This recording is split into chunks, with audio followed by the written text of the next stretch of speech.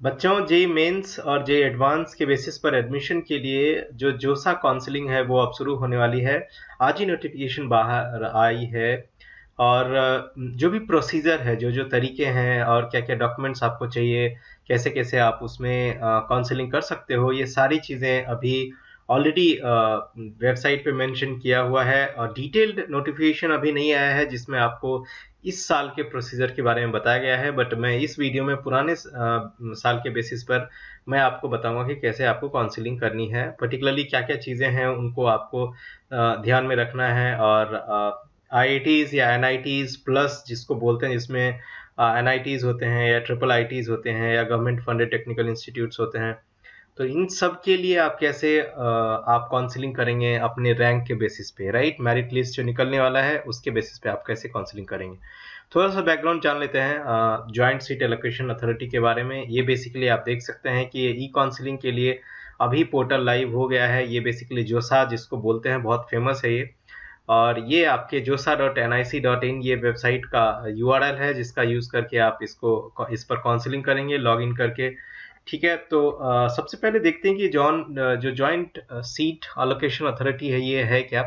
Basically ये जो है मिनिस्ट्री ऑफ एजुकेशन, जो पहले ministry of human resources and development यानी कि एमएचआरडी थी, उनके द्वारा सेटअप किया गया है to manage and regulate the joint seat allocation for admissions to 114 institutes for the academic year 2022 and 2023. These includes 23 IITs, 31 NITs, IEST Sahibpur, 26 triple IITs and 33 other government funded technical institutes.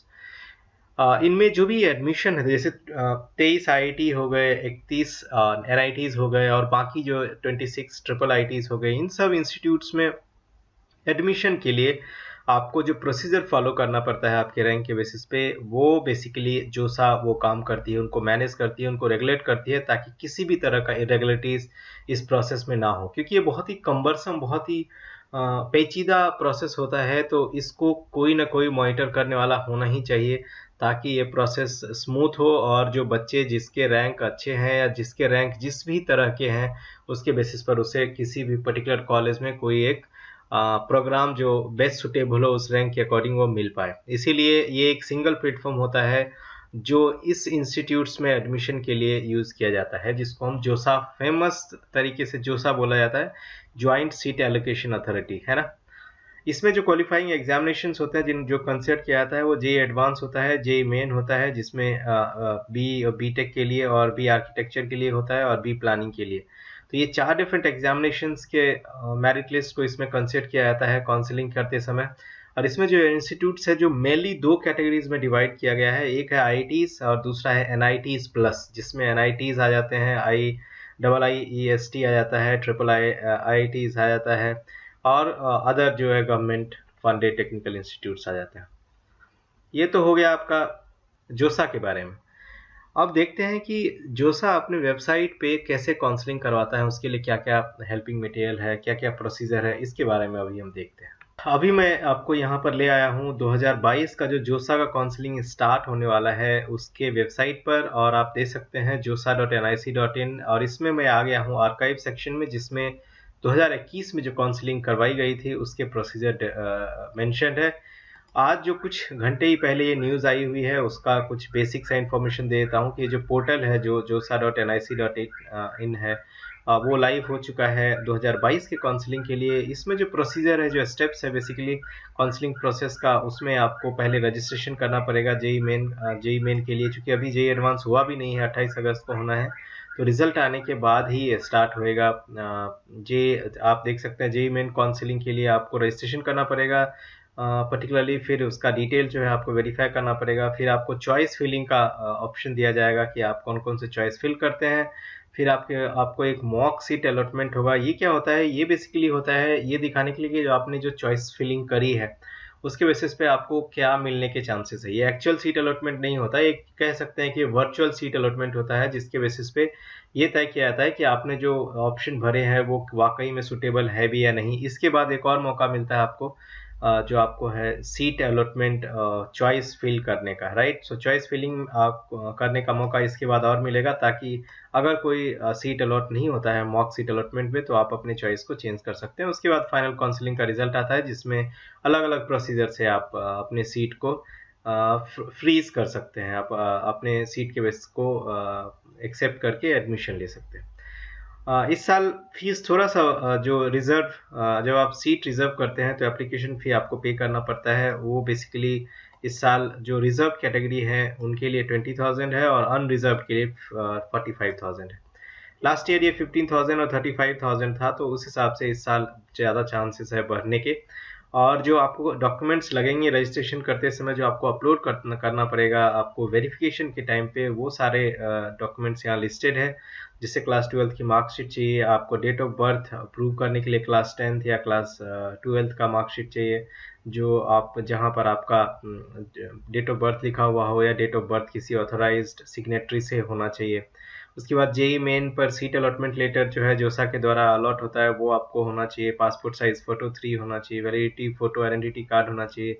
आपने जो seat allotment फ़ी payment किया है उसका आपको slip होना चाहिए। JEE mains का admit का ये बेसिकली जो प्रोसीजर है जेई मेंस के लिए दिया गया है, तो आप इसको फॉलो करें। यही सेम चीज़ जेई एडवांस के लिए भी फॉलो किया जाएगा। फिर जेई मेंस का आपको स्कोर कार्ड चाहिए, तब तक आ जाएगा। और कोई भी जो आपका जो कैटेगरी सर्टिफिकेट है, अगर जो भी एप्लीकेबल है, वो आपको देना ही पड़ेगा। इसके अलावा ये सारे स्टेप है कि आप विजिट करेंगे josa.nic.in पे। वहाँ पर होम पेज पे आपको नई रजिस्ट्रेशन लिंक मिल जाएगी। यहाँ पर आपको लिंक मिलने वाला है, तो आप उस पर रजिस्टर करेंगे। अभी लिंक आया नहीं है, आ जाएगा अभी आपको। यहाँ पर न्यूज़ एंड इवेंट्स में आ जाएंगे।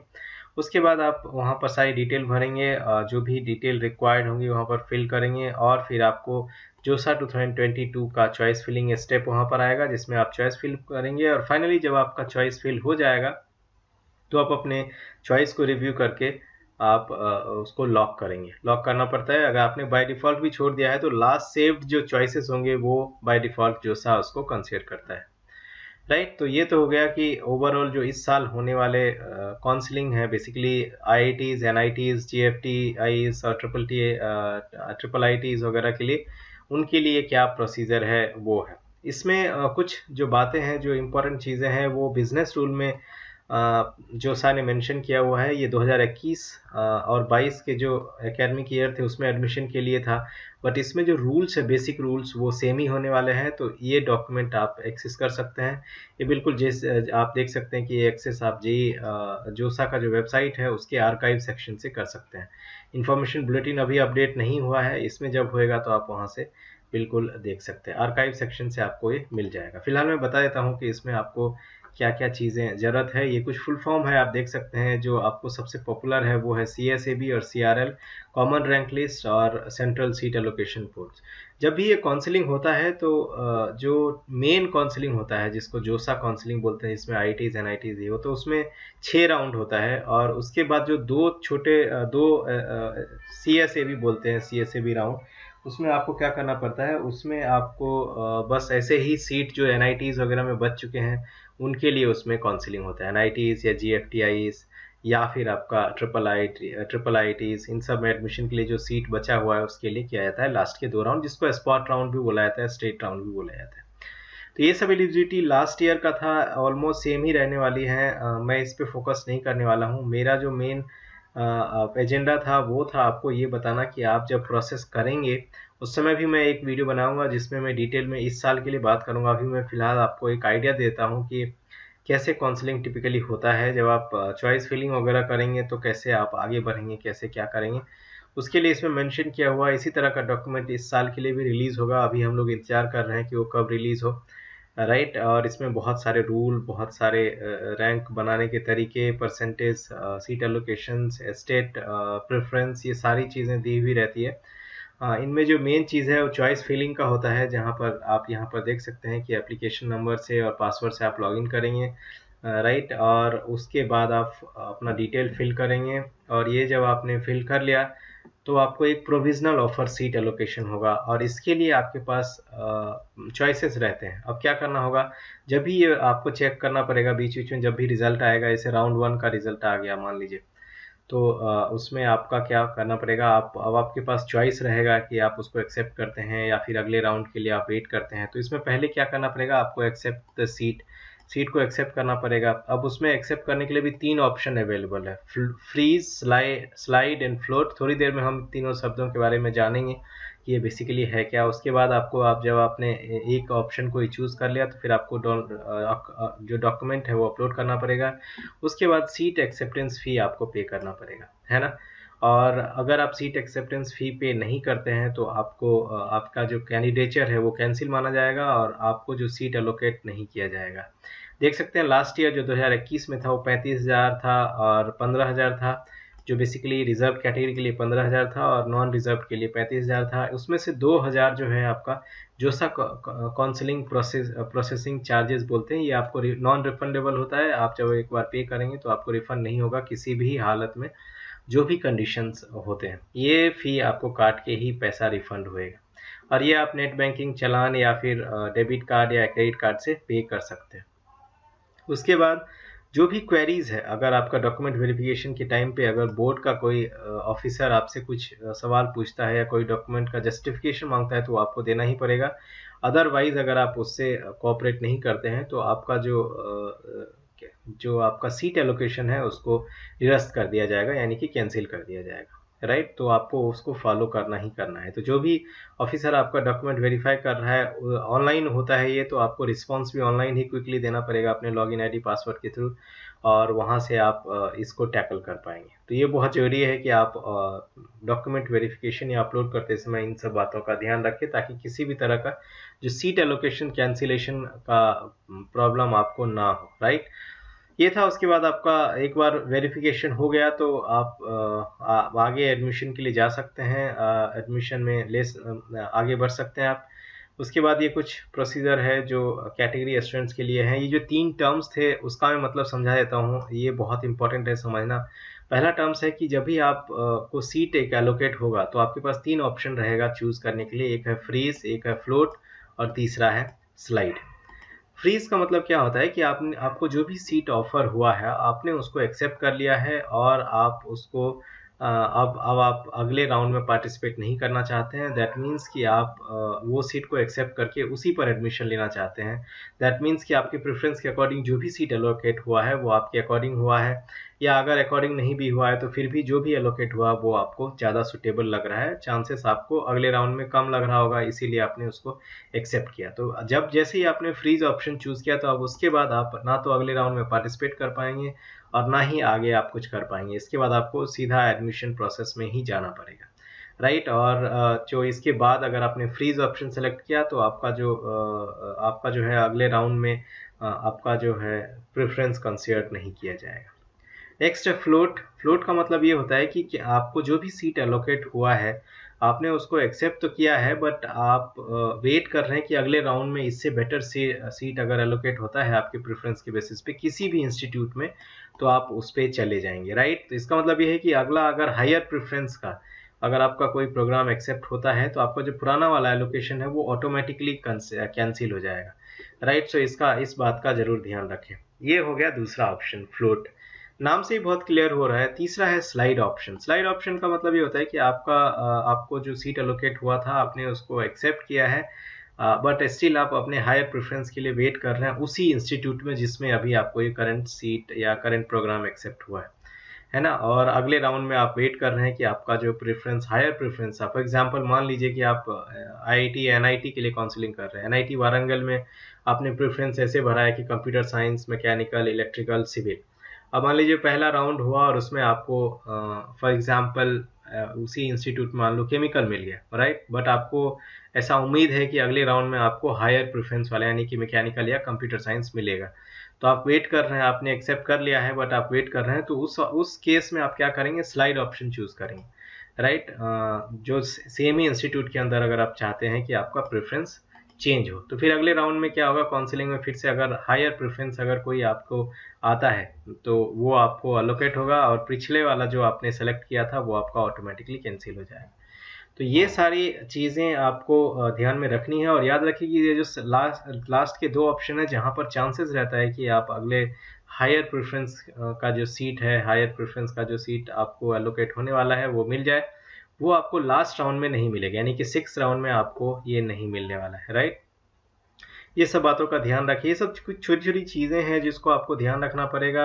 और वंस आपने सीट फ्रीज कर लिया, यानी कि एक्सेप्ट कर लिया, तो आपको एडमिटिंग इंस्टीट्यूट में जाके रिपोर्ट करना पड़ेगा। वहाँ सारे डॉक्यूमेंट आपके वेरीफाई होंगे, वहाँ पर आप फ़ी पेमेंट करेंगे और फ़ी का जो एक्सेप्टेंस फ़ी है उसका आपको रिसीट देना पड़ेगा।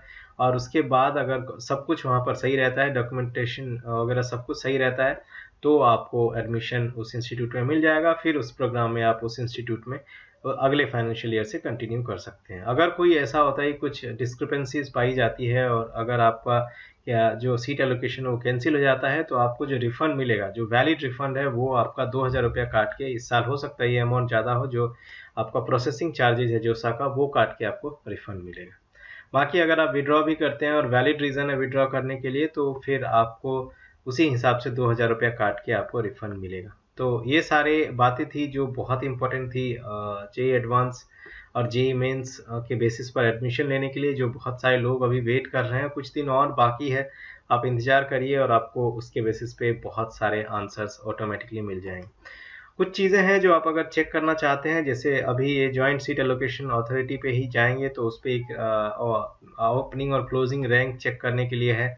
आप इधर अगर जाएंगे ई सर्विसेज में, तो आपको पार्टिसिपेटिंग इंस्टीट्यूट्स मिल जाएंगे, ORCR मिल जाएगा, प्रीवियस ईयर्स का ORCR मिल जाएगा। ये ओपनिंग और क्लोजिंग रैंक को ORCR बोला जाता है, opening rank and closing rank.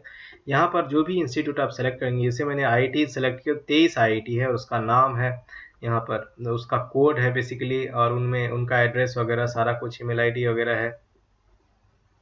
उसके साथ साथ इस पर आप क्लिक करके, मान लीजिए इस पर क्लिक करते हैं, तो उस इंस्टीट्यूट में जो भी फी स्ट्रक्चर है, जो भी डिटेल्स उस इंस्टीट्यूट का है, वो आपको यहाँ पर फ्लोट हो जाएगा, यहाँ पर डिस्प्ले हो जाएगा, और वो डिटेल आप जान सकते हैं।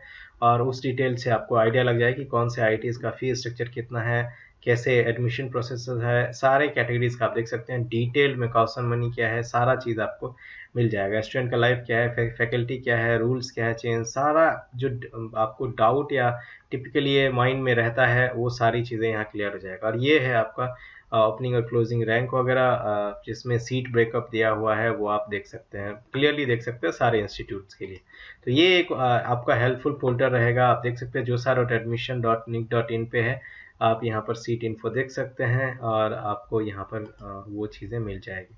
दूसरा ये है कि जो मैं बात कर रहा था कि अगर आप ओपनिंग क्लोजिंग रैंक पे जाएंगे, जैसे या पार्टिसिपेटिंग इंस्टीट्यूशन पे जाएंगे, तो आप यहाँ पर खोल सकते हैं, ये नया वही जो पार्टिसिपेटिंग इंस्टीट्यूट्स थी वही वाला लिंक खुलेगा आपका, और वहाँ पर आप कोई भी देख सकते हैं। यहाँ पर अभी मैंने ऑल सर्च किया है, आप NITs देख सकते हैं और IIITs देख सकते हैं, GFTIs देख सकते हैं, जो भी आपका मन कर रहा है वो सारे देख सकते हैं, उनके बारे में जान सकते हैं कि उसमें क्या चल रहा है, कैसा फी स्ट्रक्चर है, कैसा एकेडमिक है, स्टूडेंट लाइफ क्या है, प्लेसमेंट क्या है, सब चीज़ें आपको उस पर मिल जाएगा। तो उसका ज़रूर ध्यान रखें, आप एक्सप्लोर कर सकते हैं। ये मेन वेबसाइट है जिस पे अभी लिंक आना बाकी है।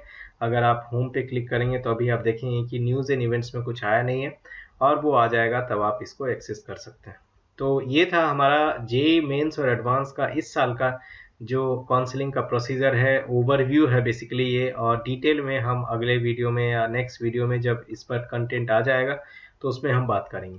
देखते रहिए मेरे चैनल पे ऐसे इन्फॉर्मेटिव और ऐसे शेयरिंग वीडियोस। आप काउंसलिंग के लिए हमें मेल भी लिख सकते हैं, हम आपकी फ्री ऑफ कॉस्ट काउंसलिंग में मदद करेंगे। उसके लिए मैं आपको अलग से एक वीडियो बना दूंगा कि कैसे आपको मुझे अप्रोच करना है, और आपका चॉइस फिलिंग से लेकर के सीट एलोकेशन तक हम आपके साथ रहेंगे, राइट। आपको हम मदद करेंगे उसमें। Thank you so much for watching my videos.